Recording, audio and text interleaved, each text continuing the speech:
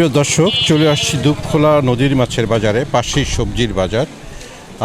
আমি দেখাচ্ছি আপনাকে আজকে সবজির বাজারের অবস্থাটা, দরদাম কেমন আছে। প্রিয় দর্শক, আসসালামু আলাইকুম, কেমন আছে? ভালো আছি আলহামদুলিল্লাহ। কেমন সবজির দাম? সবজির দাম অনেকটু চড়া। আমার এখানে লেবু আছে, শসা আছে, কাঁচামরিচ আছে, ধন্যপাতা আছে, আমরা আছে, চালতা আছে। আমি একটু কাকার এখান থেকেই ধরছি। এগুলো তো ধন্যবাদ না? ধন্যপাতা ঠিক আছে। কেমন দাম আছে? এটা হলো 300 টাকা কেজি, আর ওটা 400 টাকা কেজি। এটা 400 টাকা কেজি। কাকা, মরিচটা কেমন দাম? মরিচ 240 টাকা কেজি। আর এই গাজর? গাজর 80, 120। একটা একটু লাল কম, একটা লাল বেশি। বেশি। কোনটা কোন জায়গার? আপনার এলো চায়না আর দেশি। কোনটা কেমন দাম? 80 আর হলো 120।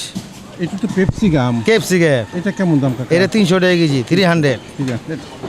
আর লেবুটা? লেবুটা 25 টাকা খালি। কাকা, আমরা কত করে? আমরা 70 টাকা।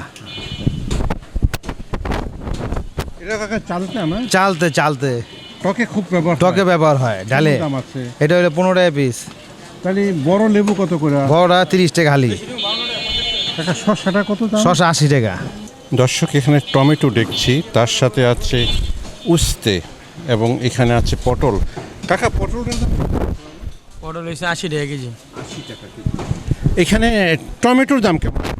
টমেটো 160 টাকা কেজি। ঝিঙাটা? ঝিঙ্গা হয়েছে 100 টাকা কেজি। আর কাকা, ঢেঁড়স? ঢেঁড়স 80 টাকা কেজি। দাম কি আগের মতোই আছে না? আলু 25 টাকা কেজি। আলু 25 টাকা কেজি আছে।